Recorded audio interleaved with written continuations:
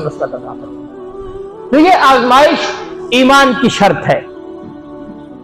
ایسی ہی ایک آزمائش ہمارے ملک کی ایک بیٹی ڈاکٹر عافیہ صدیقی، جسے 20 سال ہو گئے ہیں امریکہ کے مختلف جیلوں میں، پہلے اس کو گوانتنامو میں رکھا، افغانستان میں قائم کردہ جیل میں رکھا، پھر اس کے بعد جو ہے ابھی امریکہ کے جیل میں ہے۔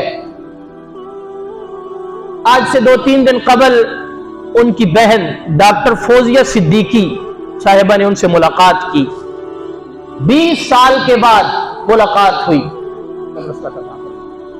تو یہ آزمائش ایمان کی شرط ہے۔ ایسی ہی ایک آزمائش ہمارے ملک کی ایک بیٹی ڈاکٹر عافیہ صدیقی، جسے 20 سال ہو گئے ہیں امریکہ کے مختلف جیلوں میں، پہلے اس کو گوانتنامو میں رکھا، افغانستان میں قائم کردہ جیل میں رکھا، پھر اس کے بعد جو ہے ابھی امریکہ کے جیل میں ہے۔ آج سے 2-3 دن قبل ان کی بہن ڈاکٹر فوزیہ صدیقی صاحبہ نے ان سے ملاقات کی، 20 سال کے بعد ملاقات ہوئی۔ انسانی حقوق کے علمبردار اور انسانی حقوق کا نام لینے والے، کہ اگر دنیا میں کسی جگہ کوئی کتے اور بلی پہ بھی کوئی مسئلہ ہوتا ہے تو امریکہ اس کا ہمدرد بن کے آ جاتا ہے۔ انہوں نے ایک معصوم اور بے گناہ کو، جس پہ کوئی جرم ثابت نہیں ہے، اس کو بغیر کسی جرم کے جیل میں رکھا ہوا ہے، اور تحفے ہمارے حکمرانوں پر اور تحفے ہماری عوام پر، کہ ہماری عوام کو مختلف سیاسی لیڈروں کی بچیوں کی پرواہ تو ہے، یہ پرواہ تو ہے کہ فلاں لیڈر کی بیٹی جیل میں چلی گئی اور اس نے فرائی پین سے جو ہے وہ کپڑے استری کیے، لیکن کسی کو یہ بھی پتا ہے کہ وہ ڈاکٹر عافیہ صدیقی 20 سالوں سے امریکہ کی جیل میں ہے، جس کے سامنے قرآن کریم کو جو ہے وہ ڈالا گیا اور اسے یہ کہا گیا کہ اس کے اوپر چلو۔ جب اس نے انکار کیا اس پر تشدد کیا گیا۔ 20 سال کے اندر اس کی والدہ اس کا نام لیتے لیتے اس دنیا سے چلی گئی۔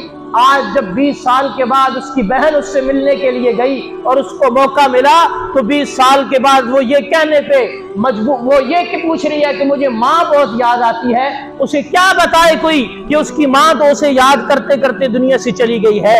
وہ 6 ماہ کے دودھ پیتے بچے کو جو ہے وہ چھوڑ، انسانی حقوق کے علمبردار اور انسانی حقوق کا نام لینے والے، کہ اگر دنیا میں کسی جگہ کوئی کتے اور بلی پہ بھی کوئی مسئلہ ہوتا ہے تو امریکہ اس کا ہمدرد بن کے آ جاتا ہے۔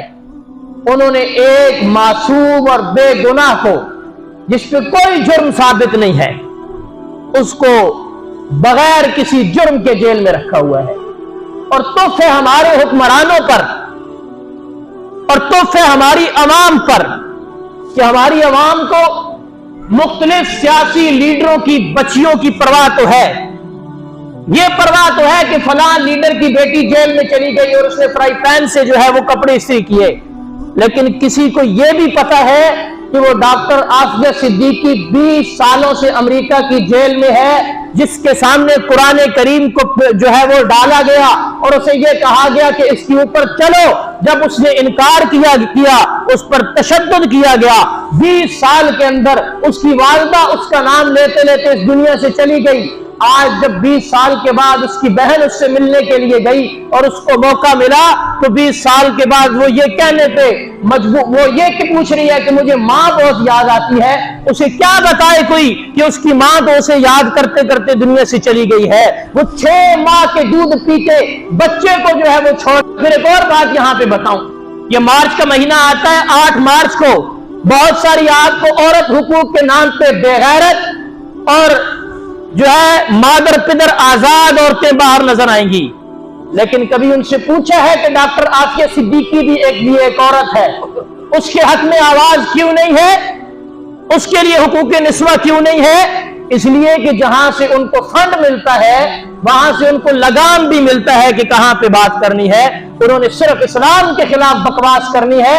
بہرحال گزارش یہ ہے کہ تمامی حضرات جہاں جس کو جس موقع پر جس فورم میں موقع ملتا ہے وہاں پر اس انداز میں آواز اٹھائیں اور دعا بھی کریں. اللہ تبارک و تعالی ہماری اس بچی کو, ہماری اس بہن کو, اس ملک کی بیٹی کو باعزت رہائی بھی عطا فرمائے اور عافیت کے ساتھ اس ملک میں واپس لائے.